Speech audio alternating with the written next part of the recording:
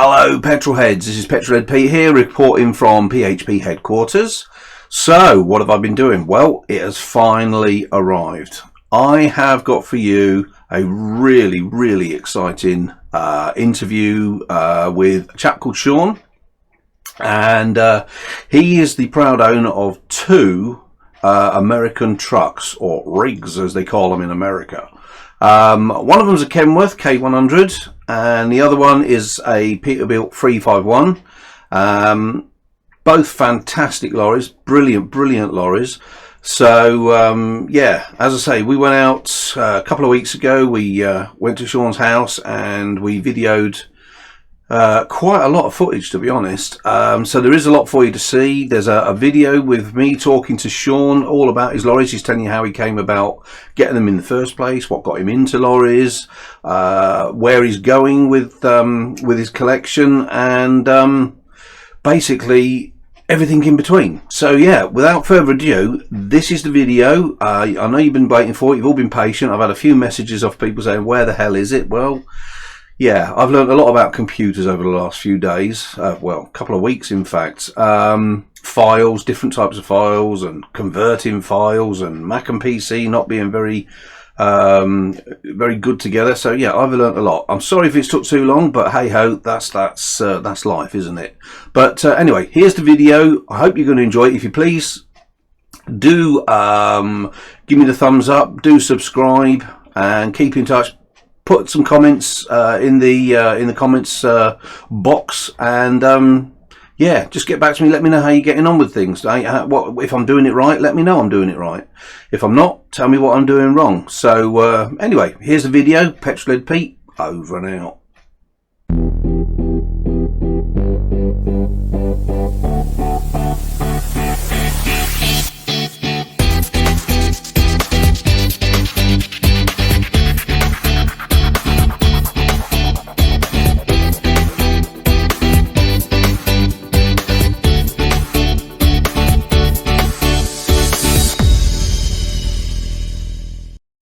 So I'm going to start with this one here. This is a Kenworth K100. It's a 1992.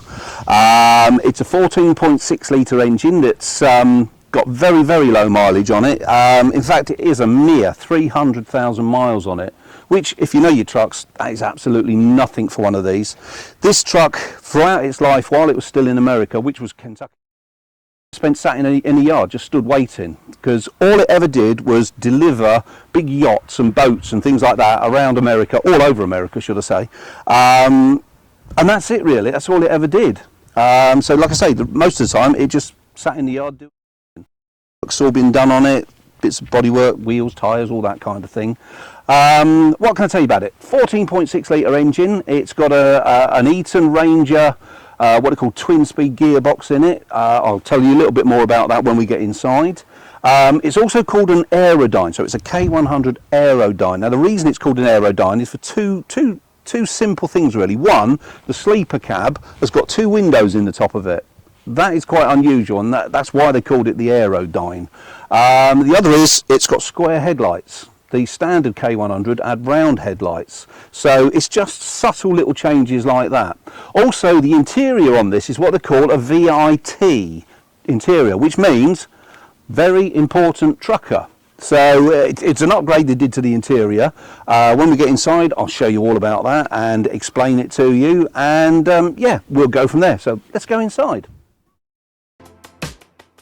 So, looking around the cab, the first thing we see is the dashboard that is literally covered in gauges and little coloured lights. There was literally everything from air pressure, water temperature, oil pressure, you name it, it's there.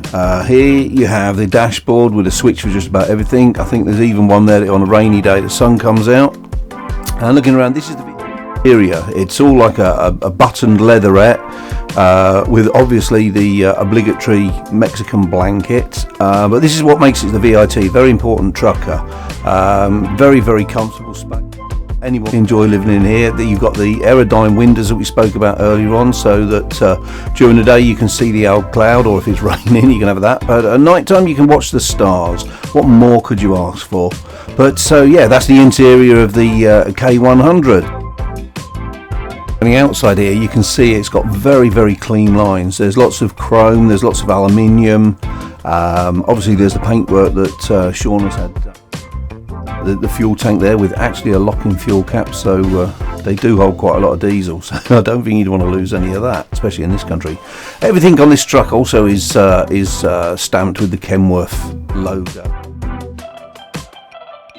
The tracker plating on the back here is original, where the air pipes and electric pipes come through, but electric wires come through. But it does set off the back of the truck. Obviously you've got chrome mud guards here going over the twin axles at the back, which look absolutely amazing. And on the deck there's a little bit more checker plate with the fifth wheel there as well. Moving on to this one then, this is a Peterbilt 351A. Why is it an A? Well, because the whole of the bodywork on this thing is aluminium, apart from the chassis obviously. It's got a Cummins 400 engine in it with a twin stick gearbox. It's a 1965. Now this one was imported from California roughly about 6 years ago. Again, Shaun, who owns the truck, he imported it. He's had it painted up with the Somerset van lines again, Kentucky, to match the Kenworth that we got here. So it looks like a matching pair. They're both for the same company. He's done a fair bit of work to this one. It wasn't quite as good as the Kenworth when he got it, so he's done a lot of work to it. Yeah, beautiful lorry. Let's go and have a look inside, shall we? See what it's all about in there. So as you can see, you've still got the wooden background for the dashboard here. Again, you've got gauges for everything. There's air pressure, what's in the tanks. There's obviously your speedo, your rev counter, your everything you can think of. There's the hula girl that all the truckers originally used to have in their trucks, just to keep them company on a lonely night. Again, there's switches for just about everything you can think of. Even back then you could find a switch that if you pulled it down, the sun would come out on a rainy day.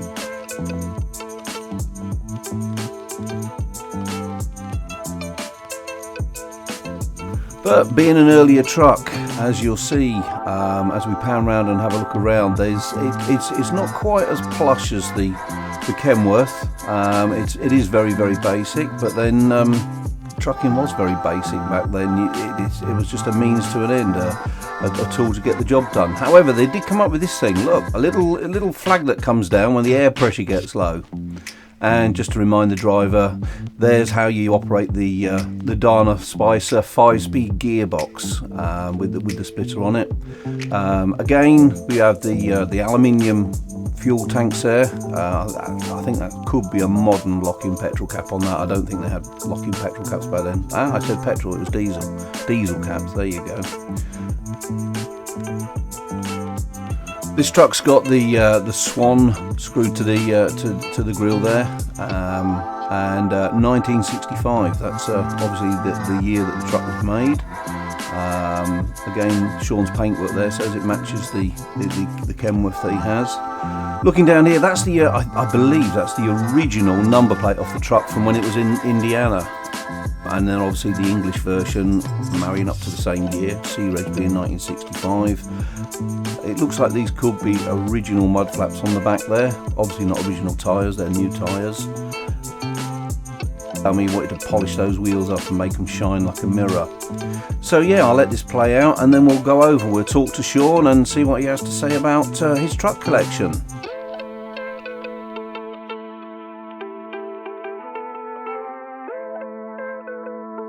Here with Shaun. He owns the Peterbilt and the Kenworth, and just going to start get a little bit of background on him. So Shaun, good to meet you, mate. Nice to meet you. So your two trucks, how did that start? I went to Australia to see my auntie, and was going down the Bruce Highway, and 16 Yang trucks come past me, all with the same container on, Yang Ming lines, and my auntie was driving and she went, yes, I know what you want me to do, we'll get a coffee, I'll pull in the services, because we all saw them putting the winkers on, pulling the services, and they was all filling up with juice. They was going from Sydney to Brisbane, and the reason there was 16 of them, all the same containers, it was the singer Pink. She was just on Sydney and all their she does acrobat stuff, and all that was getting transported to Brisbane. So we pulled in, they went for a drink, I just went to look at the lorries. I didn't go straight up and say, wow, look at that. I just stood at the back of it, and he just nodded, and I just walked forward and said, oh, I like lorries, I'm from England and all that. And eventually he let me drive it off the pump and drive it into the car park and back it in and everything. Oh, wow. Yeah, Lawrence Transport, they're on Facebook, I think, and I kept in touch with them. Still on the go? Yeah, still on the go, wow. and their lorries are like impeccable, proper, you know, mega, spend loads of money on them. And then we come back, and the lad that I work with said, oh, truck trader, there's an American truck here, and it was 11 grand, and that was it. That I didn't the Kenworth. I didn't yeah. choose that. I just saw it and I thought, American truck, 11 grand. That's not bad. So we found out where it was, and didn't tell the bloke was coming. We just went in case he made it sound better than it was. You know, they do put stuff in the tank. Yeah. So we got there and had a look, and I saw the cat badge. I thought, oh, Caterpillar engine, and he said the usual thing, somebody's coming to look at it in an hour, you know, whether there was or not. So you want to buy it? But I thought it's worth that money. I didn't know anything about lorries at the time, but I thought that'll mend, that'll be all right, yeah. And I said I'd have it, but it was 11,000 plus VAT. So I had to ring my mate up quick and say, just shove us 2 grand in my account, and he did. And then I give him it back when I got back. Cool. And he delivered it the next day. Yeah. To my little bungalow in a little cul-de-sac where people have caravans and a little mica in the drive. I had You got a blue like Kenworth. Yeah. Yeah. But the neighbours was all right, and I had it, and I did it up in the back garden. Fantastic, absolutely fantastic. So you say you saw this one, and that's what got you into it. Were you into trucks before that, or was that just a further thing? Because I know when I first got into trucks, I used to live in Sheerness, right outside the docks, and all the trucks used to literally line up in front of my house. And I used to go down talking to all the lorry drivers and everything, and I used to think they were brilliant. And then the film Convoy came out, CW calls Convoy, and that was it. I was hooked. Absolutely hooked. I've always liked mostly American lorries. I remember when I was little, I used to draw lorries all the time, and then I've always wanted to pass my HGV, and I did eventually. It took me 4 times to get through my test because I was that nervously confident that I made silly mistakes. I wanted to pass it that much, I made daft mistakes, but I did in the end. And then I just went to Mason Brothers Transport, the dad, Gerald. I said, I haven't got any experience, but I've passed my test. And he said, see that bloke there, get in that truck and follow him to Kings Lane, and he'll tell you what to do. Brilliant. And that's when I was 21. And that's how it all started? Yeah. That's amazing. And I've still know them today, and I could drive a lorry tomorrow for them if I wanted. No, that's brilliant. It's nice when you've got something like that you can fall back on, because obviously you're not connected with lorries now, are you? No. What is it you do now? Fit windows, got my own little business. Oh, you like double glazed windows, that kind of thing? Oh, wow, fantastic. So what do you call yourself? White Star windows. White Star? After the White Star line, you know, Titanic and all that. Of course, Titanic. Because my uncles used to be in the Merchant Navy, and I got an ashtray given to me by my auntie when he passed away, and I started collecting passenger line memorabilia. And I've got suitcases full of it. But the trucks took over that now, so they're on the back shelf. So you sort of brought the 2 into one. Yeah. Yeah, no, that's really cool. So the Aerodyne, the K100, that was your first truck? Yeah. Okay. What have you had any others since? I know obviously you got the Peterbilt out here, but what have you had any others as well? When I got the Kenworth, I did it up, all self-taught and just Googling and checking things to bits, see how they work, and then mending them, just fabricating a lot of stuff. I got to know a good fabricator not too far from my house that would do welding, so I want a good welder. But I used to just read well, not read, read the interweb. Yeah. And just, I got fairly good at spraying, and I bought a compressor, I bought big tools, to take the wheel nuts off, and just did it in my spare time. Still went to work, and then as soon as I get home, I just start doing the lorry and think, right, today I'm going to do that job. And it took forever to do, a couple of years, but it was, rather than rush it, I took the time on it. It certainly paid off, because that's an amazing truck. Yeah. An amazing truck. So, when you were doing it up, so to speak, did you have any major issues? Was there anything that needed, that was a bit of a pain to do, or no? Everything was very straightforward on it. Yeah, because I could get under a lorry then. I can't now so much, but I was underneath it, and my enjoyment was laying underneath the truck when it was pouring down with rain, taking something off it, and then cleaning it. You're a romance. Rather than, I'd rather lay under a lorry than be all dressed up walking around town. Yeah. Yeah. No, I can't blame you on that. Yeah. So, you were saying you did a bit of spraying. Did you do the paintwork on it? No, this a mate of mine did it. It's like a proper car spray, old school. Yeah. The Kenworth, big firm at Spalding did it. Right. To do truck wrecks, breaker, that tow men, Yeah. that. And they did that in their oven, because we've got an oven, there's big 4 lorries.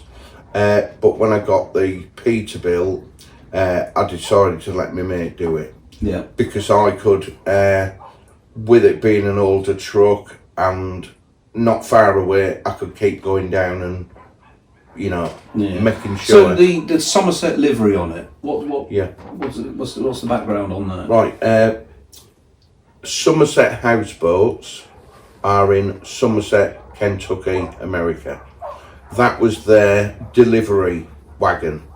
They had 2 of them, both the same, different, probably the same year, sister lorries sort of thing. And they had big beds with wheels on that went underneath the houseboat and then lifted it slightly, and then they delivered it into the lake by just lowering it in, and the houseboat. They just back it in and the boat floats off. And it floats off, And so it's only done 300,000 miles, which isn't a lot for that year, and because it didn't deliver a houseboat every day. No, when you think the distance that's all it did. Yeah, that's all it did. That's amazing. So, so you've kept it in their livery. Yeah. So do they know that you've done this? No. They went out of business. That's how come the lorries got sold. Yeah. And I think the bank bought them, or whatever the bank. They must have had money trouble, and it ended up in a car lot in Florida. Oh right. And then I bought it from there, sort of. So I was having a look around in the cab, and obviously I already knew from the bit that I'd done research on it that it's a 14.6 litre Cummins in it. Yeah. The gearbox system, that looks technical to me. Yeah. Oh, I don't think I'll get my head around it. I've got 6 speeds in my own car, but... Kenworth. Yeah. 4 up, 4 down. Well, 4 down, 4 up. You just do 1, 2, 3, 4, click the switch, and then 1, 2, 3, 4. Oh, that's it. That's it. High and low box. Yeah. Eaton Road Master. Yes. Road Ranger, that's it. Yeah. Twin splitter, you just split them. It's quite easy. Yeah. Yeah. Don't ask me about the Peterbilt, because I ain't got a clue. I'll just shove it in the top gear. I'll come into that one on the Brownlee and just use the 4. Yeah. I know there's 2 bunks in that, which is handy. Yeah. So where have you been in it? I mean, what have you done? Did you just stay local? Have you been off travelling in it? Or? First place I went was Truckfest at Peterborough, and I've been there for the last 7 or 8 years. I've been to nearly every racetrack in England, because a promoter used to ask American lorries to go and stand in the front of the gateway to the racetrack for truck racing. Also, it was mostly just truck racing. That was about in the 80s, I think, but it just come back recently. Yeah. And we 7 or 8 of us used to go to Corby. Yep. And Silverstone, Donington, all over, and just parade ourselves to attract customers, I presume. Mm-hmm. And then during the day, in between the races, he used to let us have a go around. Have you been to the truck racing at Brands Hatch? Yeah. Did you take it down there? Yeah. Because one of my little claims to fame, Yeah. years ago when I was in my photography business, I got invited down to the truck racing by a company called TLC European. Yeah.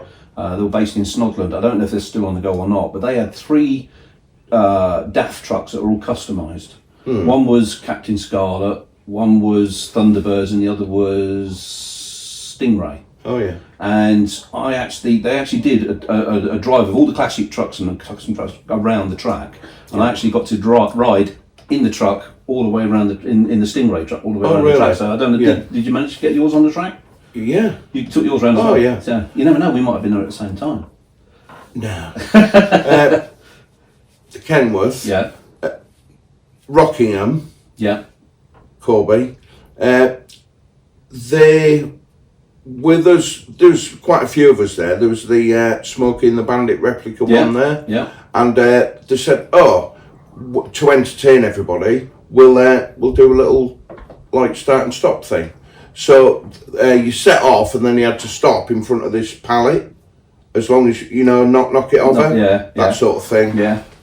I bust my headlight in the bumper doing that, but then he said just go around the track, and we just went around the track really fast, and I did a 360 in it on a bend. Yeah. And I thought, oh no, you know what I mean. Crunch. But It was all no, right. it was all good. Cool. Because there was now to it. You see. For those of you who have not been before, if you get the chance, go truck racing. It is amazing. It is amazing. Formula One, fantastic, but truck racing, it's a whole different ball game. Yeah. It is brilliant. It is brilliant. There was giving people rides in the truck, and the promoter chap said, "Don't go in the queue, just stand there, and I'll let you know." Yeah. And he just whipped me in, and I had to go round the track in an actual racing truck. Oh, fantastic. But not like they used to be, gears and a seat belt. It was all like proper built one. Yeah. Just stuff.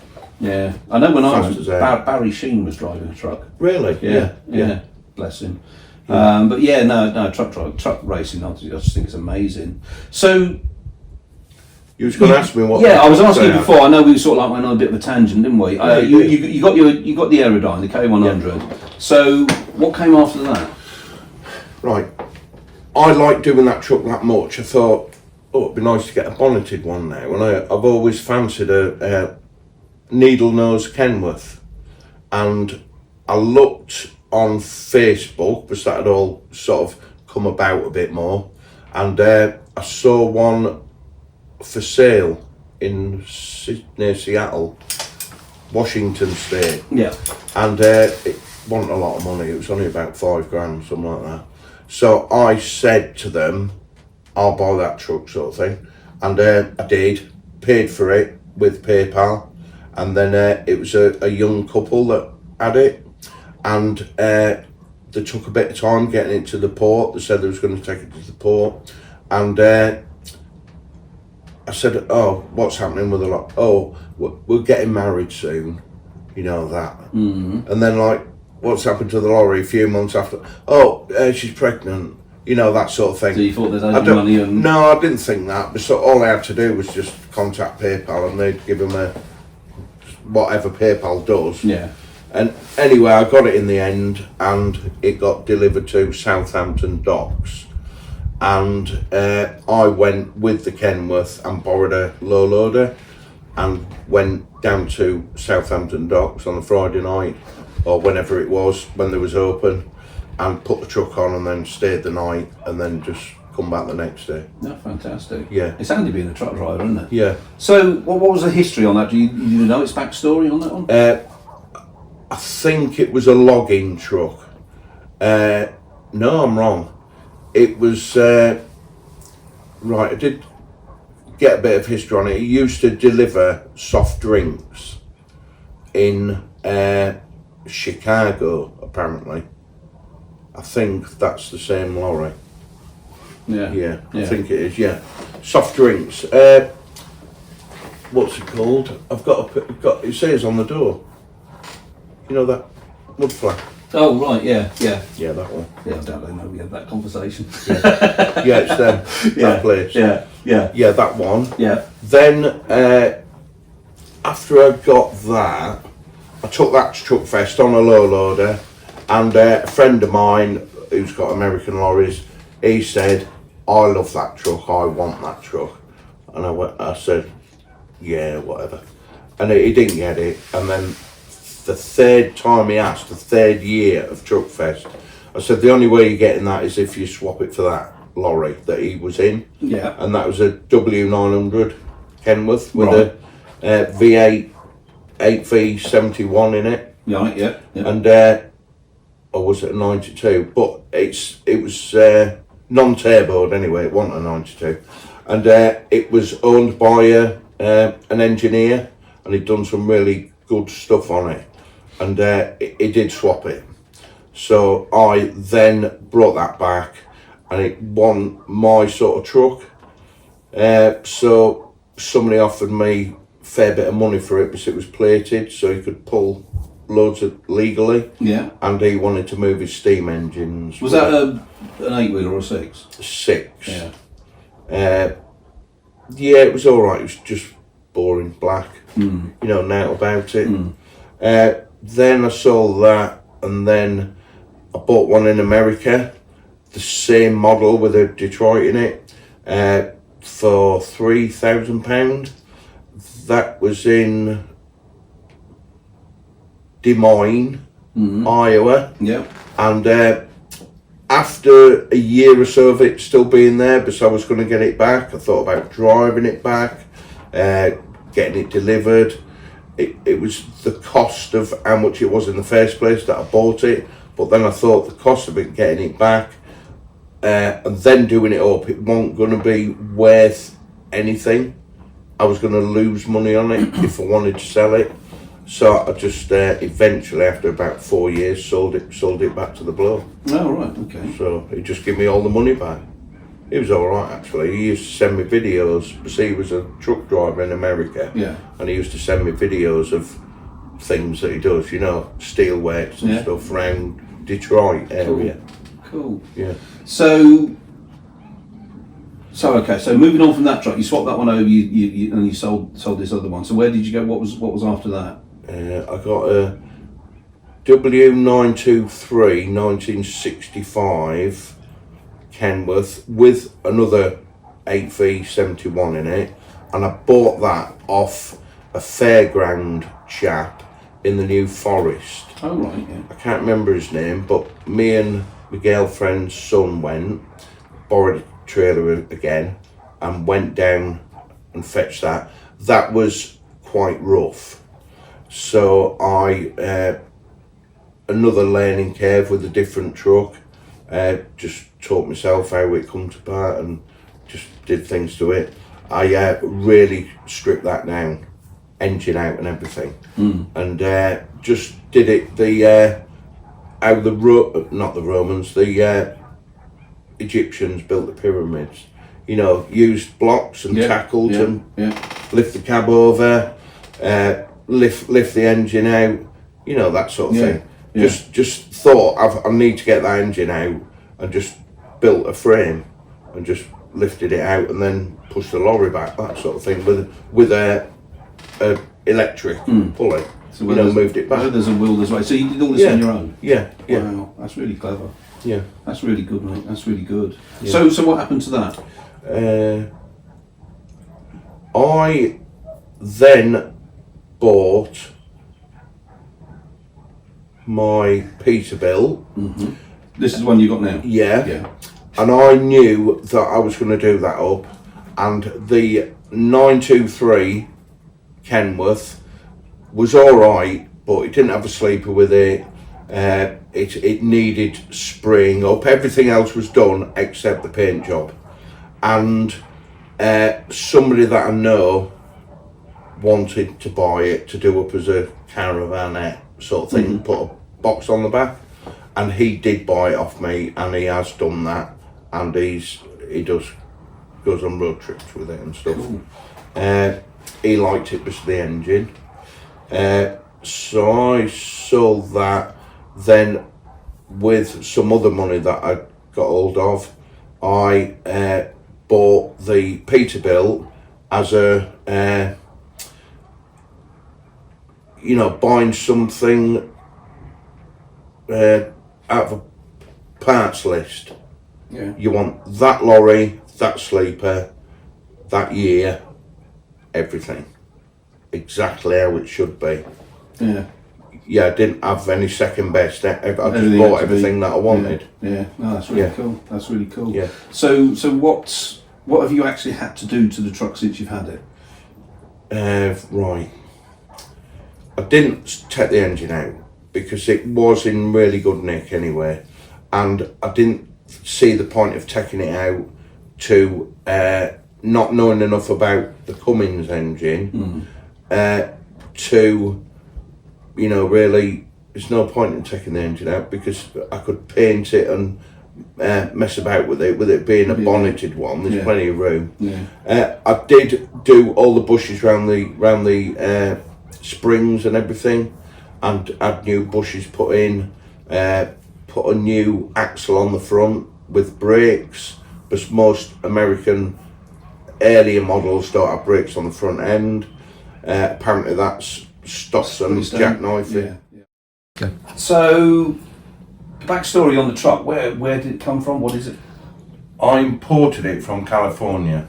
I put an advert on Facebook that I wanted a 1965 351, and a chap from Auburn in California, an old chap called Norm, he said he's got one in the shop and it'll be ready as soon as I get the other one in front of it out. And that was in the January. By the September, he'd sent me some pictures and said, here's your truck, I want this amount for it.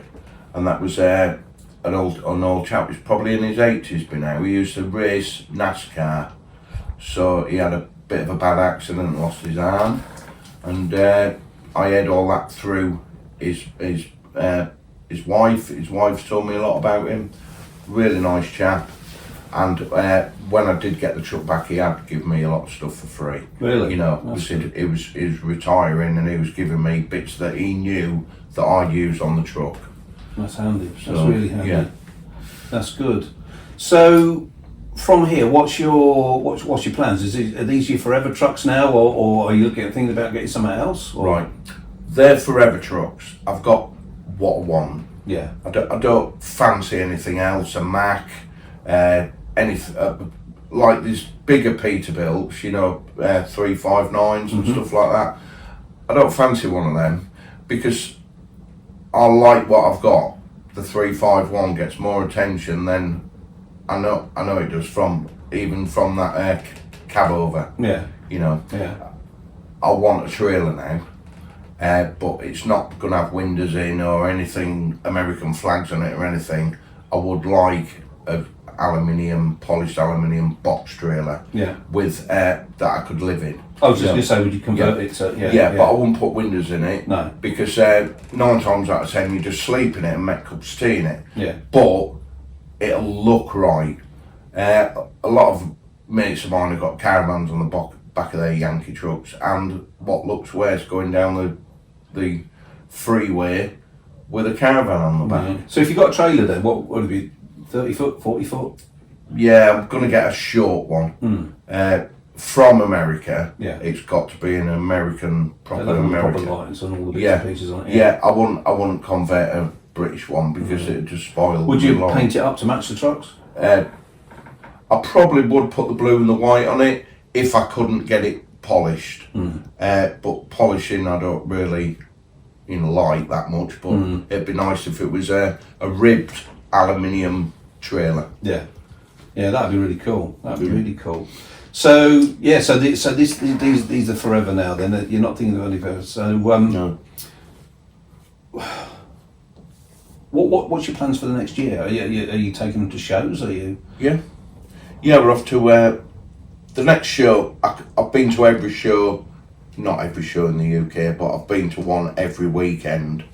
6 or 7 years ago, I used to go to one every weekend, but I've done it now and got the T-shirt, and some of them are a bit too far, and it costs a fortune in diesel now, and we've got a house to do up, so we're gonna get all our money on that, and I'm just gonna do the ones that I really enjoy. Yeah. The people,